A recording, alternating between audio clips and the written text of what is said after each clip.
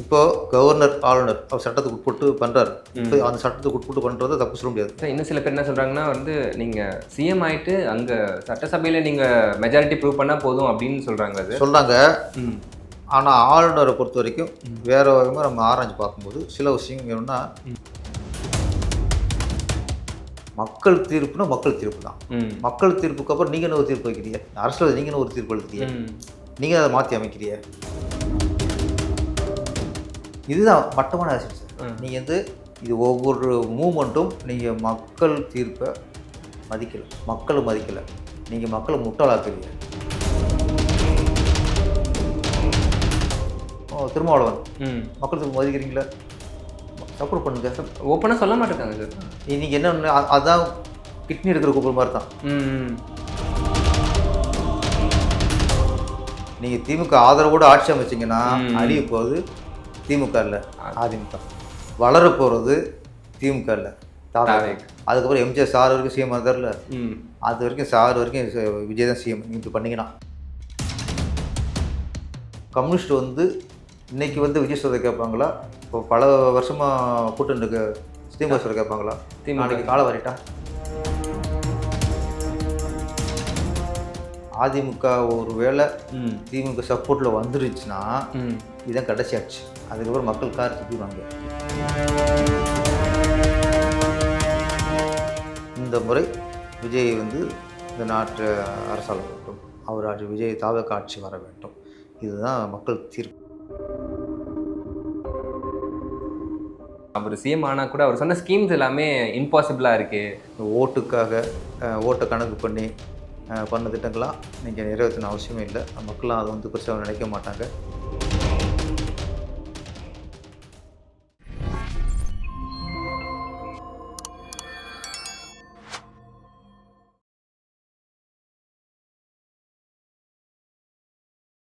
Provoke TV நேயர்கள் அனைவருக்கும் உங்கள் தனுஷின் அன்பான பணிவான வணக்கம். Welcome to show. இன்னைக்கு என் கூட டேரக்டர், சூப்பர் டேரக்டர் பேரரசு சார் தான் இருக்காரு. அவரோட நிறைய விஷயங்கள் பேச போகிறோம். சார் வணக்கம் சார். வணக்கம். நல்லா இருக்கலாம்? நல்லா இருக்கேன் சார். நீங்கள் எப்படி சார் இருக்கீங்க? நல்லா இருக்கு. இப்போது கரண்ட்டாக தமிழ்நாட்டில் ரொம்ப பரபரப்பாக போயிட்டு இருக்க விஷயம் வந்து தமிழ்நாடு அரசியல். எல்லாருமே இப்போ நியூஸில் உட்கார ஆரம்பிச்சிட்டாங்க. யங்ஸ்டர்ஸ்லேருந்து எல்லாருமே வந்து நியூஸ் சேனலில் தான் இருக்காங்க. என்ன சார் இப்படி நடக்குது? இப்போது வந்து டிஎம்கே ஒன்றா சேர்ந்து கூட்டணி வச்சு ஆட்சி அமைப்போன்றாங்க. டிவிகேக்கு வந்து விஜய் அவர்களை கவர்னர் வந்து கூப்பிட்டு விட்டுட்டு இருக்காரு. தனியாக ஆட்சி அமைக்க முடியாதுன்றாரு. என்ன நடந்துகிட்டு இருக்கு? நீங்கள் பார்க்குறப்போ எப்படி சார் இருக்குது இது? சார் இது வந்துமா அரசியல் சட்டம் ஒன்று, அது ஒன்று. இன்னொன்று மக்களோட மனநிலை, மக்களோட தீர்ப்பு, இது ஒன்று. இது வந்து ரெண்டு ஜாயிண்ட் ஆகிற இடமா இருக்குது. எலெக்ஷன் அப்படிங்கிறத மக்கள் தீர்ப்பு தான். மக்கள் சொல்கிறது மக்கள் தான், இது மக்கள் ஆட்சி. அப்போ மக்கள் யாரை நிர்ணயிக்கிறாங்களோ அவங்க தான். அப்போது இந்த தேர்தலில் ஏகோபித்த ஆதரவு யாருக்கு? மக்களின் ஆதரவு யாருக்கு? யாருக்கு எத்தனை சீட்டு வந்திருக்கு? அப்படி பார்க்கும்போது ஏடிஎம்கே எத்தனை, திமுக எத்தனை, தாவேக எத்தனை? அப்போ அவங்க 59, இவங்க ஒரு 70 வச்சோம். 68. அவங்க காங்கிரஸ் தவிர்த்து 68. அப்படிங்கும்போது இவர் 108 இருக்கார். 108 சீட்டு, கிட்டத்தட்ட பாதிக்கு மேலே தனி பெரும்பான்மை. இந்த மக்கள் தீர்ப்பு இதுதான். இந்த முறை விஜய் வந்து இந்த நாட்டு அரசாள வேண்டும், அவர் ஆட்சி விஜய் தாவக ஆட்சி வர வேண்டும். இதுதான் மக்கள் தீர்ப்பு. இதில் ஏதாவது உங்களுக்கு சந்தேகம் இருக்கா? இல்லை சார், மக்கள் அதுதான் சொல்லியிருக்காங்க. ஓட்டு போட்டு அதுதான் தெரிஞ்சு. ஆமாம், எலெக்ஷன் அதுதான். இதில் எந்த இதுவுமே இல்லை. அப்போ எப்படி உங்களுக்கு அந்த ஒரு அதுக்கு அந்த வர மாட்டேங்கிறது? உங்களுக்கு சட்டம் தடுக்குது. அப்போ சட்டம் தப்பு. நீங்கள் கரெக்ட், சட்டம் தப்பு. மக்கள் தீர்ப்புனா மக்கள் தீர்ப்பு தான். மக்கள் தீர்ப்புக்கு அப்புறம் நீங்கள் என்ன ஒரு தீர்ப்பு வைக்கிறீங்க? அரசியல் நீங்கள் என்ன ஒரு தீர்ப்பு எழுதுறீங்க? நீங்கள் அதை மாற்றி அமைக்கிறீங்க. இப்போ கவர்னர், ஆளுநர் அவர் சட்டத்துக்கு உட்பட்டு பண்ணுறாரு. இப்போ அந்த சட்டத்துக்கு உட்பட்டு பண்ணுறதை தப்பு சொல்ல முடியாது. ஏன்னா ஆளுநர் அவர் வந்து திமுக காரன் இல்லை, அதிமுக காரன் இல்லை, பிஜேபி காரன் இல்லை, தாவக காரன் இல்லை. அவர் கவர்னர். அவர் வந்து இதுக்கு ரூல்ஸ்க்கு மீறி பண்ணால் நம்ம சொல்லலாம். அவர் ரூல்ஸ்குள்ளே இருக்கார். ஆனால் இது விளையாடுறது யார்? என்ன விளையாடுறது? இன்னும் சில பேர் என்ன சொல்கிறாங்கன்னா வந்து நீங்கள் சிஎம் ஆகிட்டு அங்கே சட்டசபையில் நீங்கள் மெஜாரிட்டி ப்ரூவ் பண்ணால் போதும் அப்படின்னு சொல்கிறாங்க.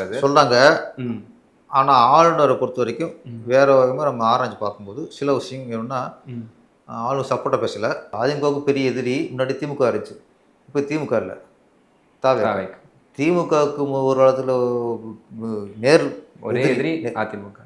இப்போ அது இல்லை, தாவேக்கா. அப்போ 2 பேருமே இந்த வீடு வளர்ச்சி பிடிக்கல. இவர் நீ ஆட்சிக்கு வரக்கூடாது, இவர் அரசமைக்கக்கூடாதுங்கிற ஒரு கோட்பாடு இருப்பாங்க. அப்போ சராசரி மனுஷன் உங்களுக்கும் எனக்கும் தெரியும் போது ஆளுநருக்கும் இது திங்க் பண்ணுவார். நம்ம வந்து ஆமாம், இப்போ வந்து ஒன்றும் இல்லை, முன்னெல்லாம் நிறையா நடந்திருக்கு. இப்போ எப்படின்னா இதே 2006 நினைக்கிறேன், கலைஞர் அவர் வெறும் 96 சீட்டு தான், வெறும் 107. அவருக்கு வெறும் 96 வச்சுட்டு 5 வருஷம் அவர் ஆட்சி அமைச்சார். இதே தொங்கு சட்டம் 96 சீட்டு தான்.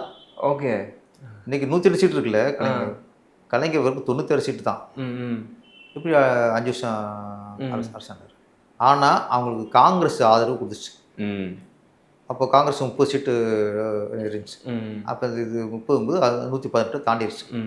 அப்போ அவங்க ஆதரவு தெரிவிக்கும்போது அப்போ ஆளுநர் பிரச்சனை இல்லை, கூட்டணி கட்சி தான், அவங்கள ஆதரவு தெரிவிக்கிறாங்க. அப்போ 96 + 30 118 தாண்டிடுது, கூட 10-15 சீட்டு வருது. பிரச்சனை சட்டசபை பிரச்சனை இருக்காது.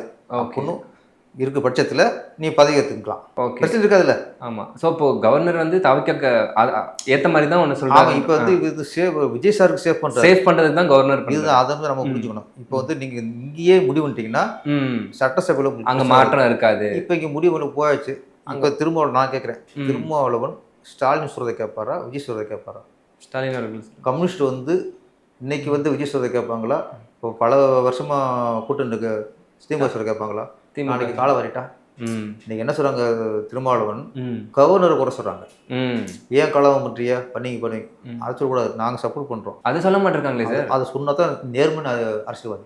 நேர்மைங்கிறதுல நீங்கள் வந்து இந்த ஜனநாயக மக்களுடைய தீர்ப்புக்கு மக்கள் தீர்ப்பு வந்துச்சுல, இதுக்கப்புறம் நீங்கள் வந்து திமுக கூட்டணி இருந்தானா இல்லைன்னா சார், கூட்டணிங்கிறது எலெக்ஷன் முன்னாடி வந்தாச்சு, அதான் கூட்டணி. எலெக்ஷனுக்கு அப்புறம் அதுக்கு எந்த கூட்டணி இருந்தோமோ அவங்கள சப்போர்ட் தேவைப்படுறது, சப்போர்ட்டாக இருக்கணும். இப்போ நீங்கள் திமுகவுக்கு நீங்கள் சப்போர்ட்டாக இல்லைன்னா அவர் ஆட்சி அமைக்க முடியாதுன்னா அப்போ சப்போர்ட் பண்ணுவேன். அப்போ நீங்கள் அங்கேயும் வரக்கூடாது. காங்கிரஸ் இருக்குல்ல, காங்கிரஸ் மேலே 1000 விமர்சனம் இருக்குது. அது பெரிய லிஸ்ட்டு, அது துரோக கட்சி, அது பேச அது இல்லை. இப்போதைக்கு காங்கிரஸும் திமுகவும் கூட்டணி. இப்போ காங்கிரஸ் இப்போ சப்போர்ட் பண்ணிட்டா திமுக ஆட்சிக்கு வந்துடும், தாவகிட்ட வந்து ஆட்சி நிற்க முடியாத சூழ்நிலை வந்தாருன்னா துரோகம், தப்பு, அது துரோகம். இது வந்து மக்கள் மக்கள் தீர்ப்புக்கு இவங்க அடிஷ்னலாக ஒரு ஹெல்ப் பண்ணுறாங்க. இந்த எலெக்ஷனை பொறுத்த வரைக்கும் நீங்கள் காங்கிரஸ்க்கு ஃப்ளாஷ்பேக் நிறைய போகலாம். இந்த சூழல் இப்போ பாசிட்டிவாக இந்த சூழலில் மக்கள் தீர்ப்பை மதிச்சிருக்காங்க. ஓகே, இப்போ தாவேக்கா தான் ஆளுங்கட்சியாக வரணும்ட்டு மக்கள் விரும்பியிருக்காங்க. நம்ம சம்மந்தப்பட்ட திமுக போயிடுச்சு, நம்ம சப்போர்ட் பண்ணாலும் யார் சப்போர்ட் பண்ணாலும் அது வராது. அப்படி இருக்க பட்சத்தில் எதுக்கு இழுத்தடிச்சிட்டு, அதுதான் பெரும்பான்மை 2 நாள் இழுத்துக்கிட்டே முடிஞ்சு. அது மாதிரி நீங்கள் திருமாவளவன் மக்கள் மதிக்கிறீங்களா, சப்போர்ட் பண்ணுங்க. ஓப்பனாக சொல்ல மாட்டேங்காங்க சார். இன்னைக்கு என்ன, அதுதான் கிட்னி எடுக்கிற கூப்பிட்ற மாதிரி தான். நீங்கள் இவர் நம்பி கவர்னர் பண்ணிட்டாருன்னா நாளைக்கு சட்டசபைக்கு வந்து அங்கே போயிட்டு முடியாது. அப்போ நாளைக்கு விஜய் சார் அசிங்கப்படக்கூடாது. இன்னைக்கு எல்லாரும் கோவம் வந்து ஆளுநர் பண்ணுறாருன்னு கோவம் இருக்குது. அது வந்து நம்ம ஒரு உணர்வுபூர்வமான கோவம். ஃபியூச்சருக்கு 108 ஜெயிச்சாரு அலைய வர்றாங்களேன்னு. ஆமாம், அந்த கோணத்தில் போகக்கூடாது. நீங்கள் வந்து இங்கே இப்போவே தீர்மானிச்சு போயிட்டீங்கன்னா அவர் நிம்மதி ஆட்சி அமைப்பார், ஃபியூச்சர் கரெக்டாக இருக்கும். இல்லை சட்டசபையில் இருக்குங்களா, இப்போ யாரும் தெரியும் உங்களுக்கு. ஜெயலலிதாவே என்ன பண்ணாங்க, எம்ஜிஆர் என்ன பண்ணாங்க, சட்டசபையில் கூட என்னெல்லாம் பண்ணுவீங்கிறது எல்லா மக்களும் தெரியும். இவர் புதுசு, இவர் உள்ளே போனதுக்கப்புறம் நீங்கள் என்னென்ன பண்ணுவீங்க, தெளிவாக பவரோட நல்லா பக்காவாக போயிட்டாருன்னா விஜய்க்கு நல்லது சார். நான் சொல்கிறேன், அதனால தான் ஆளுநர் அப்படி சொல்கிறேன். அது இந்த விஷயத்தை ஆளுநர் தப்பு சொல்ல முடியாது. எங்கே தப்பு சொல்கிறோம்னா, திமுக தலைவர் நேற்று ஒரு ஸ்டேட்மெண்ட் தெளிவாக இருந்துச்சு, மதிப்பு பிடிச்சி பரவாயில்ல, அவர் ஜனநாயகம் எதுவும் டிஸ்டர்ப் 6 மாதம் டிஸ்டர்ப் பண்ண மாட்டோம், அவர் ஆட்சி அமைக்கட்டும் அப்படின்ட்டு. ஜனநாயகத்தை மதிக்கிறாரு, நாங்கள் டிஸ்டர்ப் பண்ண மாட்டோம், அவர் ஆட்சி அமைக்கட்டும், அதோடு நிறுத்திக்கணும். இப்போ பார்த்தீங்கன்னா திமுக அதிமுக சேர்றதா சொல்கிறாங்க. உதயநிதி சார் அதை பற்றி கேட்குறப்போ அவங்க எதுவுமே சொல்லாமல் சிரிச்சுட்டு அவர் போகிறாரு. தப்பு இல்லை சார், அது என்ன சார் நடக்குது? இல்லை அதோட ஓகே. எப்படின்னா அதுக்கப்புறம் தீபன் சொல்வார், கூட்டணி கட்சிகள் எங்கேயும் போயிடாதீங்க, இங்கே இருங்கன்னா இப்போ எப்படி ஆட்சி அமைக்க முடியும்? அது முட்டுக்கட்டையும் போகிறீங்க. கூட்டணிங்கிறது நீங்கள் வந்து தோற்று போச்சு. இதுக்கப்புறம் இருந்து என்ன பிரயோஜனம்? இருந்து என்ன இல்லைன்னா அவங்க என்ன பண்ண போகிறாங்க? அவங்கள அனுப்பியிருக்கலாம்ல. அது மக்கள் தீர்ப்பு மதிச்சிங்கன்னா அப்போ ஓகே. இப்போ இவங்களுக்குமே இன்னும் கிரேட் இருக்கும் சார். அந்த மாதிரி பண்ணியிருந்தாங்கன்னா இவங்களுக்குமே ஒரு பாசிட்டிவாக இருந்திருக்கும். பாசிட்டிவ் நாங்கள் அனுப்புகிறோம், நாங்கள் எதிர்ச்சியாக இருக்கோம், மக்களுக்கு தீர்ப்பு விட்டாங்க, அது தீர்ப்பு மதிக்கிறோம், நீங்கள் இப்போ சப்போர்ட் பண்ணுங்க, சட்டசபையில் நல்லாச்சு நடக்கணும் அப்படின்னா விஜய்க்கு மேலே உள்ளதை விட உங்கள் மேலே ஒரு அபிப்பிராயம் வந்து போச்சு. அப்புறம் முட்டுக்கட்டு போகாதையே. அப்போ உடனே எம்எல்ஏக்கள் மீட்டிங் அன்னைக்கு என்ன அவசரம்? அப்போ நாங்கள் என்ன கிட்டா சொல்லுச்சு ஒன்றும் இல்லை, அதுதான் நீங்கள் வந்து எல்லோரும் தோற்று போயிடுச்சு, நீ சட்டசபையில் நீ வரணும். இப்போ அவசரம் கூடி அவ்வளோ அவசரம் முடிவு எடுக்கிற சூழ்நிலை ஒன்றும் இல்லை. அப்போ எதுக்கு யாரை பயமுறுத்துறதுக்கு? என்ன சொல்றீங்க? அதுலேயும் வார்த்தை நாட்டு நலங்கிறது சில முடிவுகள் எடுப்போம் அப்படின்னு என்ன சார்? அதுக்கு நீங்கள் ஒத்துழைக்கணும். என்ன முடிவு புரிய? யாரை பயமுறுத்துறிய? அவர் இங்கேயே இருக்க, அவர் சென்னைக்குள்ளே இருக்குன்னா அது வேற. அவங்க பாண்டிச்சேரி அடைச்சி வச்சுக்கிறாங்க. அவங்க அது என்ன சார்? அது இதுதான் மட்டமான அரசியல் சார். நீங்கள் வந்து இது ஒவ்வொரு மூமெண்ட்டும் நீங்கள் மக்கள் தீர்ப்பை மதிக்கலை, மக்களை மதிக்கலை, நீங்கள் மக்களை முட்டாளாக்குறீங்க. மக்கள் ஒரு தீர்ப்பு சொல்லியாச்சு, அதை மீறி நீங்கள் அரசியல் சூழ்ச்சி, அரசியல் விளையாட்டுலாம் விளையாண்டுருக்கீங்க. ஒருவேளை திமுக அதிமுக கூட்டணி சேர்ந்துட்டாங்கன்னா மக்களோட மனசு எப்படி சார் இருக்கும்? இதுதான் லாஸ்ட் நான் சொல்கிறேன். அதிமுக ஒரு வேளை திமுக சப்போர்ட்டில் வந்துருச்சுன்னா இதுதான் கடைசி ஆட்சி. அதுக்கப்புறம் மக்கள் கார் துப்பிடுவாங்க. நீங்கள் இப்படி பண்ணீங்கன்னா அதுக்கு அடுத்து பொதுமக்கள் ஓட்டு வரவே வராது. வெறும் கட்சிக்காரன் சார் வரைக்கும் நாங்கள் சூரியன் தாங்கனால அவன் போடுவான். நாங்கள் எங்கள் அப்பா என் தாத்தா ரெட்டை தான் போட்டாங்க, நாங்கள் ரெட்டை தான் போடுவாங்க, அவங்க மட்டும் தான் உங்களுக்கு போடுவான்னு தவிர பொதுமக்கள் உங்களை சீண்ட மாட்டான். இதோட அழிஞ்சிடும். நீங்கள் திமுக ஆதரவோடு ஆட்சி அமைச்சிங்கன்னா அழிய போகிறது திமுக இல்லை அதிமுக, வளர போகிறது திமுக இல்லை தாவே. அதுக்கப்புறம் எம்ஜிஆர் சார் வரைக்கும் சிஎம் இருந்தார்ல, அது வரைக்கும் சார் வரைக்கும் விஜய் தான் சிஎம். நீங்கள் இப்படி பண்ணிங்கன்னா திருப்பாச்சி படத்தில் ஹீரோவாக இருக்கார். உங்களுடைய ஃபஸ்ட்டு படத்தில் அவர் கிட்டத்தட்ட 40 படம் பண்ணிட்டாரு. அப்போ ஒரு ஹீரோவாக நீங்கள் அவரை பார்க்குறீங்க. இப்போது கட் பண்ணால் 75 வருஷம் கட்சி. இந்த கட்சியை வந்து இப்போ 2 வருஷத்தில் வந்து ஒரு கட்சி வந்து 2 பேரையும் எதிரியாக மாற்றி இப்போது தனி மெஜாரிட்டி ப்ளே பண்ணியிருக்குன்றப்போ உங்களுக்கு எப்படி இருக்குது? அப்போ பார்த்த மனுஷனுக்கும் இப்போ ஒரு பேசுகிற விஷயத்துக்கும் நீங்கள் பார்த்து உங்களுக்கு என்ன தோணுது சார்? இந்த இது நம்மளுக்கு வியப்பு. ஃபஸ்ட்டு வியப்புனா சாதாரண வியப்பில், ஏன்னா நமக்கு விவரம் தெரிஞ்ச காலத்துலேருந்து தமிழ்நாட்டில் 2 கட்சி தான் பெருங்கட்சி. ஒரு காலத்தில் காங்கிரஸ் இருந்துச்சு, இப்போ காங்கிரஸ் காலில் விட்டு முடிச்சிட்டாங்க. ஏடிஎம்கே ஏடிஎம்கே மாறி தான் வந்துச்சு. எம்ஜிஆர் இருக்க வரைக்கும் கலைஞர் சிம்மசுப்ரம் எம்ஜிஆர். அப்புறம் ஜெயலலிதாவுக்கு பரம எதிரி கலைஞருக்கு பரம எதிரி ஜெயலலிதா. 2 தான் வேறு மாறி அவங்க ஆளுவாங்க. ஏடிஎம்கே ஆளும் இல்லைன்னா டிஎம்கே ஆளும். இது 2 கட்சிக்கும் அழிவே இருக்காது. இதெல்லாம் ஒருத்தர் மீறி ஒருத்தர் வருவாங்க நினச்சே பார்க்க முடியல. இப்போ சீமான ஒரு பக்கம் வந்தாருன்னா கூட அப்புறம் ஜெயிப்பாருங்கிறதே அதிகபட்சம் எதிர்பார்க்கல. விஜயகாந்த் வந்தால் கூட அவர் முதல்வருக்கு ஈக்குவலாக வருவார்னு நினைக்கல. அவர் இன்னொரு எதிர்கட்சி வந்தார், அந்த ரேஞ்சில் இருப்பார்னு நினச்சோம். கமல் வந்தார், 2 கட்சிக்கு ஈக்குவலாக வருவார்னு நினைக்கல. கமல் வந்து அரசியல்வாதி இல்லை, காரியவாதி. அவர் அரசியல் சேர்க்காதீங்க, அது அரசியலுக்கு அபத்தம். அது அவர் 1ஆம் பேர் காரியவாதி. இவர் 2ஐயும் தூக்கி போட்டு 2 பெருங்கட்சி, 3வது கட்சி. அதுதான் காலத்தின் கட்டாயம். ஆச்சரியம் சார். எல்லாருமே வந்து ஒரு 5 சீட்டு ஜெயிப்பார், 6 சீட்டு ஜெயிப்பார். மக்கள் ஃபஸ்ட்டு இவரெல்லாம் வந்தால் கூட்டம் ஓட்டாக மாறாதுன்னாங்க, கூட்டம் கூடாதுன்னாங்க. ஃபஸ்ட்டு கூட்டம் கூட்டுச்சு, கூட்டம் ஓட்டாக மாறாதுனாங்க. மிஞ்சி போனால் இவங்கள்ட்ட வந்து 234 தொகுதிக்கு வந்து கேண்டிடேட்டே கிடையாதுன்னாங்க, அது நிற்க வச்சார். கூட்டணி வந்தால் தான் ஜெயிக்க முடியும்னாங்க, கூட்டணி வராமலே ஜெயித்தாங்க. அதுக்கப்புறம் 1 சீட்டு 2 சீட் ஜெயிக்கும்னாங்க, 108. இதெல்லாம் உங்களுக்கு பார்க்குறப்ப எப்படி சார் இருக்கு? இல்லை, ஒரு இதில் வெறும் சினிமாவுக்கா வரிசைன்னு சொல்ல முடியாது.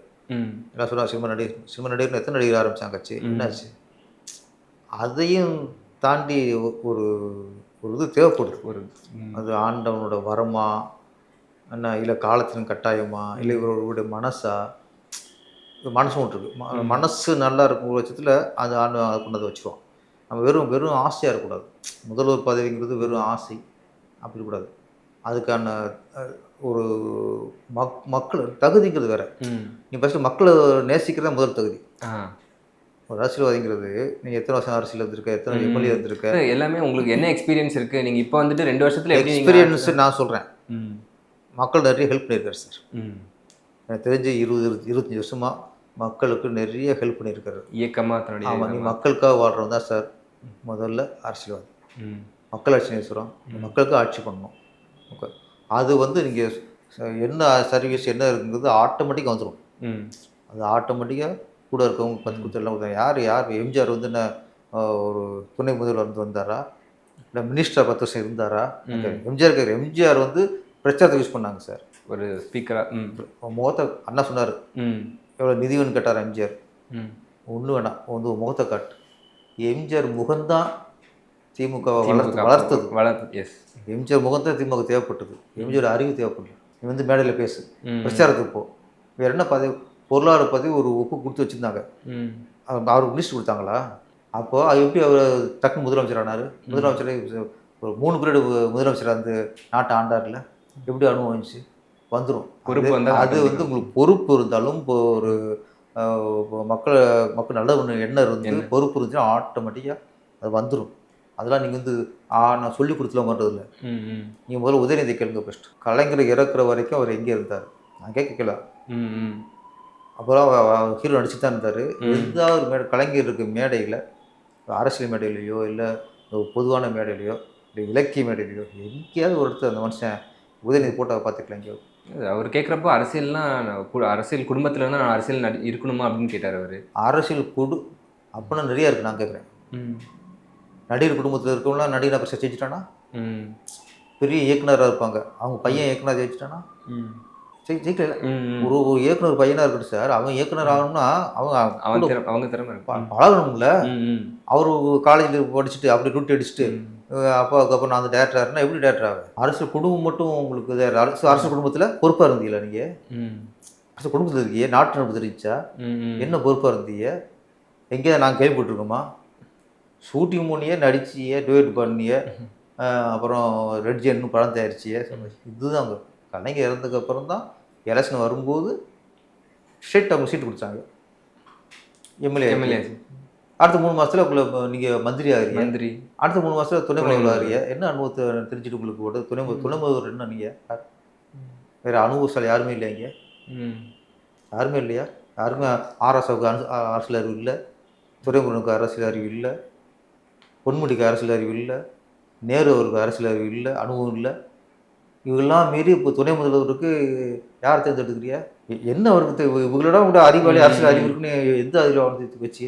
விஜயை பொறுத்த வரைக்கும் நான் சொல்கிறேன், ஒரே தகுதி சார். இந்த 2 கட்சியை விட்டால் வேறு இல்லை. என்ன, ஒன்று ஏடிஎம்கேட கூட்டணி போகணும், இல்லைன்னா இவங்களோட திமுக கூட்டணி போகணும். இத்தனை சீட்டு, 2 சீட்டுக்கும் 10 சீட்டுக்கும் 10 கட்சியும் கெஞ்சிக்கு இருக்கணும். இது 2 தான் நிர்ணயிப்பாங்க. அவங்க காங்கிரஸ்க்கு எத்தனை, இங்கே பிஜேபி எத்தனை, இவங்க திருமாவுக்கு எத்தனை, இவர் பாமக எத்தனை, இவங்க நீ இப்படிதான் இருந்தியா? நீயே இவங்க 2 பேரும் தூக்கி போட்டு ஒருத்தன் வந்தான்ல, அதுதான் சார் அரசியல். அந்த அனுபவம் சார் அரசியல்வாதிங்கிறதுக்கு அது ஒன்று போதுங்கிறேன். விஜய் சார் இப்போ பாலிடிக்ஸ் வரேன்னு சொன்னதுக்கப்புறம் பேசினீங்களா சார்? அவர்கிட்ட பேசுகிற வாய்ப்பு இருந்துச்சு? அவங்க நான் பேசுகிறேன், அரசியலுக்கு வரேன்னு அறிவிச்சதுக்கு அப்போ நான் கொஞ்சம் நேராக பார்க்கறத குறைச்சிட்டேன். ஃபோனில் மெசேஜ் போடுவேன், ஃபோனில் பேசிக்குவேன், சில விஷயங்களை வந்துக்குவோம். அப்புறம் சந்திப்பு குறைஞ்சிருச்சு. முன்னெல்லாம் அவர்கிட்ட போன் மட்டும் நேராக போயிடுவான். இப்போ வந்து கொஸ்டின் இருக்காரு, அப்புறம் இன்னொரு அப்பா இப்படி கேட்கணும் எல்லாம் பண்ணணும். அப்புறம் இது சரி டிஸ்டர்ப் பண்ண வேணும், அப்போதைக்கு விஷயம் இருக்கும் டச். இப்போ பாலிடிக்ஸில் எப்படி சார் இருக்கும்? இப்போ எந்த மாதிரி விஜய் நம்ம பார்க்குறோம்? இப்போ நீங்கள் எந்த நான் பார்க்குறது ஆக்ஷனுக்கு அப்புறம் வர விஜய் இருக்கார்ல, அதுதான் அவர் தான் இன்றைக்கி பாலிடிக்ஸில் இருக்கார். நம்ம சாஃப்டாக கட்டுக்கு அப்புறம் அமைதியாக உட்காருவார்ல, அவர் இல்லை. இப்போ அவர் வந்து எப்படின்னா வீட்டில் இருப்பார். இப்போ நினைக்கிறேன் வெளியே வந்தார்னா மேடை பேச்சு நம்ம முன்ன பேசின விஜய்கிட்ட அது மைனஸ் ஆகிருச்சு. இன்னைக்கு அரசியல்வாதிக்கு என்ன தேவையோ அது இருக்குது. அரசியல்வாதிக்கு தேவையில்லை, இந்த இவங்களுக்கு. ஏன்னா பேசியே ஆட்சியை பிடிச்சவங்க, பேசியே மக்களை ஏமாத்தணும்னு சொல்லலாம். ஆமாம், அவங்க பேசி அரசியலுக்கு வந்தாங்க. ஆரம்பத்தில் காங்கிரஸுங்களாம் அவங்க பேச மாட்டாங்க. ராஜாலாம் எளிமையாக பேசுவார், யதார்த்தமாக பேசுவார். எல்லாருமே ராஜாஜியாக இருக்கட்டும், இப்போ எல்லாரும் முதல்ல மேடை முழக்கம் ஒரு நாடகத்தனமான பேச்சுருக்குல்ல, அது அந்த மாதிரி பண்ணுவாங்க. திமுக காரங்க தான் மக்களை கவர்ற மாதிரி, மக்களுக்கு பிடிச்ச மாதிரி இறக்கம். இங்கே இருந்துட்டு பேசின அப்படி அங்கே பிரதமர் கேட்கும். அந்த பிரதமரை பார்த்து நான் கேட்கிறேன், எனக்கு கேள்வி பதில் சொல்ல முடியுமா? இங்கே இருந்துட்டு இந்த ட்ரெண்டில் இவங்க தான் ஆரம்பிச்சது. அப்போ அப்படி பேசினால்கிட்ட இப்படி தான் பேசணும். அண்ட் இன்னும் நிறைய பேர் என்ன சொல்கிறாங்கன்னா, அவர் சிஎம் ஆனால் கூட அவர் சொன்ன ஸ்கீம்ஸ் எல்லாமே இம்பாசிபிளாக இருக்குது, 6 சிலிண்டர் மாதத்துக்கு ஆகட்டும், 2500 தொகையாகட்டும், அண்ட் பஸ்ஸில் வந்து மகளிருக்கு எல்லா ஆல் ஓவர் தமிழ்நாடு ஃப்ரீ ஆகட்டும், இதுக்கே வந்து ரொம்ப காசு தேவைப்படுது. எப்படி பண்ண போகிறாருன்ட்டு ஒரு பெரிய ஆச்சரியமும் இருக்குது மக்களிடையே. அதில் தான் விஜய் சாருக்கு அது வரைக்கும் கரெக்டாக தான் போனார். கடைசி நிமிஷம் அவருக்கு ஒரு லாஸ்ட் மினிட்ல தான் அதெல்லாம் பேசினார். ஒரு சின்னது வந்திருக்கும், ஏன்டா இவங்க பூரா அறிவிச்சிருக்காங்களே அப்படி சொல்லி மக்களை. ஆமாம், இது நம்ம அறிவிக்காமல் விட்டோம்னா இதுக்காக ஓட்டு கம்மியாக பெறுமோ. அவர் 2000 தராங்கிறாங்க, அவர் 5000 போட்டிருக்காரு. அவர் லேடிஸ் ஓட்டு இதுக்கு போயிடுவாங்களோ, நம்ம பணம் கொடுக்க போகிறதில்ல, அவங்க ஓட்டுக்கு பணம்லாம் கொடுப்பாங்க. அப்படி இதே கணக்கு பண்ணும்போது சரி ஓகே நம்மளும் போட்டுருவோம், அப்புறம் பார்த்துக்கலாம் மட்டும் இருக்கலாம். என்னை பொறுத்த வரைக்கும் இந்த கவர்ச்சி திட்டங்கள், ஓட்டுக்காக சொல்லப்பட்ட திட்டங்கள், மக்களுக்காக சொல்லப்பட்ட திட்டங்களை நிறைவேற்றணும். ஓட்டுக்காக ஓட்டை கணக்கு பண்ணி பண்ண திட்டங்களாம் நீங்கள் நிறைவேற்றணும் அவசியமே இல்லை. மக்கள்லாம் அதை வந்து பெருசாக நினைக்க மாட்டாங்க. ஆமாம், மக்கள் இதுக்காக ஓட்டு போட்ட மாதிரி எனக்கு தெரியல சார். இது வந்து மற்ற வேறு கட்சிக்காரங்க பண்ணுறதை கேட்பாங்க. நீங்கள் விஜய் உங்கள் மேலே நம்ம அவங்களுக்கு நம்பிக்கை இருக்குது, உங்களுக்கு ரொம்ப பிடிக்குது, நீங்கள் ஒன்றும் இல்லை இதெல்லாம் கொஞ்சம் செலவாகும் அப்படின்ட்டு அவரை தவிர்த்தாலும் ஓகே, தவிர்க்கணும். மக்களுக்கு தேவையான. ஆமாம், மாற்றங்கிறது ஆட்சி மாற்றம் இல்லை, மாற்றங்கிறது ஆரோக்கியமான மாற்றமாக இருக்கணும். அப்போ ஏற்கனவே நடந்த ஆட்சியில் விட உங்கள் இது கொஞ்சம் மக்களுக்கான ஆட்சியாக இருக்கணும். அண்ட் சோஷியல் மீடியா பார்த்துருக்கீங்களா உங்களுக்கு தெரியல சார். இப்போது நீங்கள் ட்ரெண்ட் ஆகிட்டு இருக்கீங்க. அன்றே கணித்தார் பேரரசுன்ற மாதிரி வந்து நீங்கள் திருப்பாச்சியில் போட்ட ஒரு பாடல் வந்து அப்பவே சொல்லியிருந்தீங்க, ஏழைங்க பாலைங்க மனசு வச்சா சிஎம் ஆகலான்ட்டு. அது வந்து விஜய் சாரோட வீட்லேயும் அந்த பாட்டு பாடிட்டு இருந்தாங்க. ஸோ எப்படி சார் நீங்கள் தான் லிரிக்ஸ் எழுதிங்க அதுக்கு? ஆமாம் ஆமாம், அப்பவே நினச்சிட்டிங்களா? அது நினைக்கல, சிச்சுவேஷன் எழுதுதான். அந்த சிச்சுவேஷன் அது வந்து அரசியல் களம். அதில் வந்து திரைப்பட நடிகை வந்து ஓட்டு கேட்கும், இவர் போட்டு சாங். அதில் வந்து நம்ம 2 விஷயம். ஒன்று வந்து விஜய் சாருக்கு வந்து சிட்டிலேருந்து கீழே கிராமத்து வரைக்கும் அவருக்கு ரசிகர் இருக்காங்க அப்படிங்கிறத சொல்லணும். அதில் நம்ம ஃபஸ்ட்டு கேட்கும், ஆண்டிப்பட்டி அரசம்பட்டி எந்த ஊர் உங்கள் ஊருடா அப்படின்னா கிராமத்தான் நினச்சிட்டு கேட்கும்.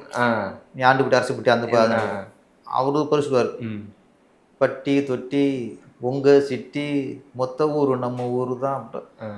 எனக்கு எல்லா இடத்துலையும் ரசிகர் இருக்காங்க, ஆல் ஏரியா நம்ம ஏரியாங்கிற மாதிரி தான் அந்த மீனிங் அதில் சொன்னது. அதுக்கப்புறம் ஸ்டாருங்க நாங்களும் ஓட்டு கேட்ட யாருமே ஜாதி தான் பார்ப்பதில்லை. அது ரீல எம்ஜிஆர்லேருந்து ஜெயலலிதா வரைக்கும் விஜயகாந்த் வரைக்குமே அவங்க கட்சியாக இருந்து அவங்க என்ன ஜாதி எந்த மாதிரி பார்க்கணும். எம்ஜிஆர் புரட்சி தலைவர், ஜெயலலிதா புரட்சி தலைவி, விஜயகாந்த் புரட்சி கலைஞர் கேப்டன், இவ்வளோதான். எங்களுக்கு அவங்களா தான் பார்ப்பாங்க தவிர இந்த ஜாதி மொழி அதெல்லாம் பார்க்க மாட்டாங்க. அதை சொல்லணுங்கிறதுக்கு தான் நம்ம சினிமாக்காரன் நம்ம அவங்க இது ஒரு ப்ளஸ்ஸில் இதை சொல்கிறது தான். ஸ்டாருக்கு நாங்களும் ஓட்டு கேட்டால் யாருமே ஜாதி அது மாதிரி இன்றைக்கி விஜய் சார் ஜோசப் விஜய் சொன்னாலும் யாரை கிருஷ்ணா பார்ப்பாங்களா? விஜய் தளபதி தளபதி ஜாதியும் ஆராய மாட்டான். இவர் கிறிஸ்துவாக இருந்தானே, முஸ்லீமாக இருந்தானே, இந்துவாக இருந்தானே, நம்மளுக்கு பிடிச்ச விஜய். அது வந்து எங்கே நடக்குது? நடிகன்கிட்ட மட்டும் நடக்கும். இதுவே வேற ஆள் ஒருத்தர் இருந்து ஜோசப் பீட்டர் அப்படின்னா கிருஷ்ணா பார்த்துருவான். எஸ், ஒருத்தன் வந்து முகமது அலி, முகமது ஜின்னாம்னா முஸ்லீம் பார்த்துருவான். இங்கே நீங்கள் முகமது விஜய்னு வந்திருந்தா கூட இவர் முஸ்லீம் பார்க்க மாட்டான். தளபதி விஜய் தான். அதுதான் சினிமாக்காரங்களுக்கு ஸ்பெஷல். இதெல்லாம் பாட்டில் சொன்னோம், அது இன்னைக்கு ட்ரெண்ட் ஆகி போச்சு. அவ்வளோ முக்கியமான அறிவு விட்டீங்களே. அது எப்படின்னா எம்ஜிஆரையும் சரி ஜெயலலிதாவும் சரி அவங்க ஆட்சிக்கு வந்த காரணம் சிட்டி மக்கள் இல்லை, ஏழைங்க தான். அடித்தள மக்கள் தான் எம்ஜிஆர் ரசிகமாக்குனது, அடித்தள மக்கள் தான் ஜெயலலிதா ரசிகமாக்குனது. அதுதான் ஏழைங்க பாலைங்க மனசு வச்ச நாளைக்கு நீங்களும் சிஎம் தான். அப்படின்னா இந்த நடிகளோ நீங்கள் சிஎம் ஆகும்னா நாங்கள் மனசு வைக்கணும், நினைக்கணும். அதான் ஏழைங்க வேலைங்க நினச்சிவிட்டா நாளைக்கு நீங்களும் சிஎம் ஆகுறது அதை நினச்சி பண்ண தான். எவனுமே நடிகருக்கு வந்து மேல்மட்டத்தில் ஓட்டு பிஸ்னஸ் பண்ணுறவன், ஒரு டாக்டர் இருக்கான், வக்கீலாக இருக்கான், ஓட்டு போட மாட்டான். எம்ஜிஆர் சில ஓட்டு போட்ட பூரா சரி டாக்டர் வக்கீல் அவன் போடல, ஆட்டோக்காரன், ரிச்சாக்காரன், மீனவன், இவங்க தான் விவசாயி, இவங்க தான் உங்களை சிஎம் ஆக்குனது. அந்த கண்டென்ட்டில் தான் இலங்கேப்பா இலங்கே நினைச்சு புட்டா நாளைக்கு நீங்களும் சிஎம் தான் போறாரு. எல்லாம் பண்ணது அது இன்னைக்கு சிங்க் ஆயிடுச்சு. சிங்க் ஆயிடுச்சு சார். அன்றே கணித்த பேசுற மாதிரி போட்டிருக்காங்க. இன்னைக்கு பாருங்க, இன்னைக்கு விஜய் ஜெயிச்சது காரணம் யாருன்னு பாருங்க, பூரா லேடிஸ், கீழே இளைய தலைமுறை, இவங்க தான். அண்ட் விஜய் சார் பற்றி ரீசெண்டாக பெரிய குற்றச்சாட்டு என்ன வச்சுருந்தாங்கன்னா, சங்கீதா அவர்கள் டிவோர்ஸ் அப்பீல் பண்ணியிருந்தாங்க. அந்த சமயத்தில் வந்து த்ரிஷா அவர்கள் கூட போனோன்னே ஒரு மாதிரி பர்சனல் லைஃபே ஒழுங்காக பார்த்துக்க முடியல, இவர் இப்படி பண்ணுறாரு அப்படின்னு நிறைய விஷயங்கள் சொல்லிட்டு இருந்தாங்க. ஒரு கூட ஒர்க் பண்ணாரா, நீங்கள் எது அப்படி பார்க்குறீங்க? இல்லை, அது வந்து எப்படின்னா பர்சனலில் வந்து நம்ம போகக்கூடாது. இன்னொன்று, ஒரு டைவர்ஸ் மேட்ரு அப்படிங்கிறது ஒரு குடும்பத்தில் ஒரு டைவர்ஸ் வந்துட்டாலே அது வந்து ஒரு ஒரு துக்க வீடு மாதிரி தான். அது எந்த அளவுக்கு ஒரு கணவனோ மனைவி எந்த அளவுக்கு பாதிக்கப்படுறாங்கிறது வெளியே தெரியாது. ஏன்னா அதில் போய் நம்ம வந்து கருத்து சொல்கிறது நாகரிகமற்ற செயல். தப்பு யாருமே தெரியாது. கணவன் இருக்கலாம், மனைவி மீது இருக்கலாம், இல்லை கணவன் பாதிக்கப்பட்டிருக்கலாம், மனைவி பாதிக்கப்பட்டிருக்கலாம், இல்லை சூழ்நிலைகள் பாதிக்கப்பட்டிருக்கலாம். ரெண்டு பேரும் இல்லாமல் வேற யாராவது உள்ள வந்து விளையாண்டுருக்கலாம். நிறைய விஷயங்கள் இருக்குது. அதனால் ஒரு விவகாரத்து அப்படிங்கிறது நீ ஒரு ஆண் தான் தப்பு பண்ணியிருப்பான், பொண்ணு தான் தப்பு பண்ணியிருப்பான் அப்படிங்கிற ஆராய்ச்சியும் போகக்கூடாது. இன்னொன்று, அப்படி இருக்க இதில் போய் நம்ம தலையிடவும் கூடாது. ஏன்னா இன்னைக்கு எத்தனையோ டைவர்ஷன் போனது கடைசியாக சேர்ந்துருப்பாங்க, அதுக்கப்புறம் ஒரு சந்தோஷம் வாழ்வாங்க. அப்போ நம்ம எங்கேயும் மூஞ்சி வச்சுக்கிட்டது. கணவன் மனைவிங்கிறது இன்றைக்கி சண்டையாக இருக்கலாம், நாளைக்கு சேரலாம், தவறு யாரும் வந்து இருக்கலாம், சூழ்நிலையாக கூட இருக்கலாம். இதனால் அது இன்னொன்று பர்சனல் மேட்ரு. அது அரசியல் அதுக்குள்ளே போகிறது ஃபஸ்ட்டு மிக மிக அநாகரிகமானது விஷயம். அந்த ஒரு பிரச்சனை போனாலே நீ தான் அசிங்கமானவன், அவங்க இல்லை, நீங்கள் அசிங்கம். அரசியல் வேறு, அவங்க பர்சனல் லைஃப் வேறு. நீங்கள் அப்படி பார்த்தா யாருமே இங்கே பிரச்சனைக்கு உள்ளே போனோம்னா நாரி போகும். நீங்கள் விஜய் போனீங்கன்னா நீங்கள் இருக்க ஒவ்வொரு தலைவர்களையும் உள்ளே போனோம்னா பட்டியல் விட்டான்னு வச்சுங்களேன், கிளாஸ்பேக் போவாங்க. இவர் என்ன பண்ணார், அப்புறம் இவர் என்ன பண்ணார், அவர் என்ன பண்ணாரு போனால் அப்போ நாரி போவோம். இவ்வளோ தான் அரசியல் தலைவர்களான்ட்டு பெர்சனலை விட்டுருங்க. அப்படியே அதான் த்ரிஷா அவர்களையும் விமர்சிச்சுட்டு இருந்தாங்க சார். ஏன்னா இவர் அரசியல் இருக்காரு, இவர் சொல்லிட்டு இருந்தாங்க, த்ரிஷாவையும் விமர்சிச்சுட்டு இருந்தாங்க. அவங்களுக்குள்ள ஃப்ரெண்ட்ஷிப்பாக இருக்கலாம், என்ன இருக்கலாம், அவங்களோட விஷயம். ஸோ அதை வந்து புது இடத்துல இப்படி இவங்க பண்ணலாம் அப்படின்ற மாதிரிலாம் பேசிகிட்டு இருந்தாங்க. அதனால் அதுக்கு நீங்கள் பேசுனால தான் முட்டு பிழைச்சார். நீங்கள் என்ன யூகத்தில் பேசுறிய தானே பேசுறிய? ஓகே, ஒன்றா வந்துட்டு மேட்ரு முடிஞ்சா ஃப்ரெண்டாக கூப்பிட்டு வந்திருக்கலாம், சகத்தோழியாக கூப்பிட்டு வந்திருக்கலாம். சபைக்கு எதுக்கு நீங்கள் வர வச்சிட்டிய, அவர் வரலை. நீங்கள் ரொம்ப போட்டு இது பண்ணோம்னா இவ்வளோ தானே. உங்கள் வாய் அடைக்க எப்படி அடைக்கிறது? நீ இப்போ வாய் அடிச்சிட்டிங்களா? அன்றைக்கி சொல்கிறேன், சொல்லக்கூடாது. அன்றைக்கி திசை கூட்டு வரலன்னா இன்னும் வரைக்கும் கற்று கிடைப்பீங்க. இப்போ கத்துறிய, அவர் வாய் அடிச்சிட்டாருன்னு. அது அவர் இஷ்டம் சார். ஒரு ஆண் நண்பரை கூட்டு வருவார். ஆனால் இருந்தாலும் ஒரு அரசியல் தலைவர் வந்ததுக்கப்புறம் சிலதில் கொஞ்சம் கண்ட்ரோல் இருந்துக்கணும். அதுக்கு எல்லாத்தையும் சப்போர்ட் பண்ணக்கூடாது. ஒரு அரசியல் தலைவர் வந்துட்டார்ல, மக்களுக்கு நம்பிக்கை உரிய வரும்போது சில விஷயங்களை கண்டதை பேசுவான். சிலதை அதை பேச்சை தூக்கி குப்பையில் போட்டு நம்ம கொஞ்சம் பொறுப்பானாலாம் இருந்துக்கணும். அன்றைக்கி அவங்கள கூப்பிட்டு வந்ததில் எனக்கு உடன்பாடு இல்லை. இது கடந்து நீங்கள் உங்களுக்கு நிறைய பணிகள் இருக்குது, கண்டவனுக்கு நிரூபிக்கணும். நாங்கள் அதெல்லாம் தேவையில்லை. உங்கள் வேலையை பாருங்க. ஃபஸ்ட்டு குலைக்கிறோம், குலைச்சிட்டே இருப்பான். எம்ஜிஆர் மேலே வர குற்றச்சாட்டா, கலைஞர் மேலே வர குற்றச்சாட்டா, இது எல்லா அரசியலும் ஸ்டாலின் இருக்கார், அவர் மேலே இந்த மாதிரி குற்றச்சாட்டு வரலையா? எல்லாம் கடந்து எல்லாருமே சிஎம் தான் வந்திருக்காங்க. ஒரு ஸ்டேஜுக்கு அப்புறம் சார் நம்ம ஒரு எல்லாருமே இளமையில் சில தப்புன்னு இருப்பாங்க. அது இன்றைக்கி மன்னிக்கிறப்ப சொல்ல முடியாது. எல்லாரும் அது ரிலேஸ் பண்ணி திருந்துறதுக்கு ஒன்று இருக்குது. குடியக்காரனாக இருப்பான், ஒரு சில குடியை விட்டுருப்பான். அப்போ நீங்கள் எப்போ பண்ணதையே சொல்லிக்கூடாது. இன்னைக்கு எப்படி இருக்காரு முத்தா? இன்னைக்கு சிஎம் பயிர் உட்கார போகிறார். இன்னைக்கு எப்படி சொல்கிறேன், எல்லாத்தையும் இவர் விஜய் சொல்கிறேன், எல்லாமே சொல்கிறேன். இன்றைக்கி ஸ்டாலின் வந்து முதல்ல வரும்போது இவர் எப்படி அப்படி இப்படின்னு அப்போ அதை பேசக்கூடாது. இப்போ எப்படி இருக்காரு அதான் உதயநிதி வந்திருக்காரா, இதுக்கப்புறம் எப்படி இருக்க போகிறதுன்னு பார்க்கணும் தவிர இதுக்கப்புறம் சும்மா அது பழைய கதையே பேசி, அதுவும் நான் அதையும் நான் கண்டிக்கிறேன். சும்மா நடித்தார், நடிகராக இருக்கும்போது சிலது ஒரு பண்ண சொல்கிறாங்க, அதையே சொல்லிக்கிறதுக்கு அரசியல் இல்லை சார். நீங்கள் உதயநிதியை பற்றி நீங்கள் 10 வருஷம் முன்னாடி உதவி பேசியிருந்தா 10 வருஷமாக வேறு எதுவுமே இல்லை பொருள் இருக்கவட்ட நல்லா இருக்கான்னு அர்த்தம் தானே. அதுக்கப்புறம் இப்போ உள்ள பேசுங்க, இப்போ என்ன தப்பு பண்ணுறாரா, அதுக்கு கரண்ட் மாட்டுக்குவாங்க. சும்மா திருப்பி பால்டைஸ் சாப்பிட்டார் எத்தனை சொல்லியிருப்பீங்க. விஜய் வந்துட்டாரா, சிஎம் ஆகிட்டாரா, இதுக்கப்புறம் என்ன பண்ணுறாரு? நல்லா பண்ணால் நல்லது, சரி பண்ணலையா ஏன் பண்ணுறீங்க, இதெல்லாம் போகணும். திருப்பி நீங்கள் அங்கே சங்கீதா, திரிஷா, அப்புறம் ஃபர்ஸ்ட் கூட பண்ணார்ல, ஒரு பொண்ணு வந்துச்சு அதே சொல்லி இன்னும் சொல்லுவாங்க சங்கவி. அது 30 வருஷம் ஆகி போச்சு. அவங்க எப்படி இருக்கான்னு தெரியாது. இப்போ போய் சங்கவின்னா அப்போ வேற ஒரு குற்றச்சாட்டு எதுவுமே இல்லையா உங்களுக்கு? இதெல்லாம் சீப்பான விமர்சனம் சார். நான் பொதுவாக சொல்கிறேன். நீங்கள் அரசியல்வாதிகள் வச்சு இதை வச்சுட்டுலாம் இப்போ ஸ்டாலினாக இருக்கட்டும், உதயநிதியாக இருக்கட்டும், எடப்பாடியாக இருக்கட்டும், விஜயா இருக்கட்டும், எம்ஜிஆர் இருக்கட்டும், சேர்த்து இறந்து போயிட்டாங்க கலைஞர். அவங்க வாழ்ந்து முடிச்சு எல்லாம் முடிச்சு போயிடும். இப்போ போயிட்டு அதை பேசி என்ன பிரயோஜனம்? புரியுது. யாரை காப்பாற்ற போறீங்க? தாயலம்மா எப்படி இருக்காங்க தெரியுமா? அவங்களுக்கு உடம்பு இல்லாமல் இருக்காங்க. இதெல்லாம் அநாகரிகமான பேச்சு. இது விட்டுலாம். சூப்பர் சார், ரொம்ப சந்தோஷம். Thank you so much sir. நிறைய விஷயங்கள் பேசுனீங்க. ஃபைனலாக வந்து சிஎம் விஜய் அவர்களுக்கு நீங்கள் சொல்லக்கூடிய இல்லை நீங்கள் அவர்கிட்ட ஒரு விஷயம் கேட்கணுன்னா என்ன கேட்பீங்க? சிஎம் ஆனதுக்கப்புறம். சிஎம் ஆனதுக்கப்புறம் மக்கள் ஒருத்தனை கேட்குறதான் நல்ல மாற்றம், அவ்வளோதான். ஏமாற்றம் இருக்கக்கூடாது, நல்ல மாற்றம் இருக்கணும், அவ்வளோதான். உங்கள் பாணியிலே சொல்லிட்டீங்க sir. Thank you so much sir. ரொம்ப சந்தோஷம். எங்களுக்கு ரொம்ப மகிழ்ச்சி உங்கள்கிட்ட பேசினது. Thank you so much sir.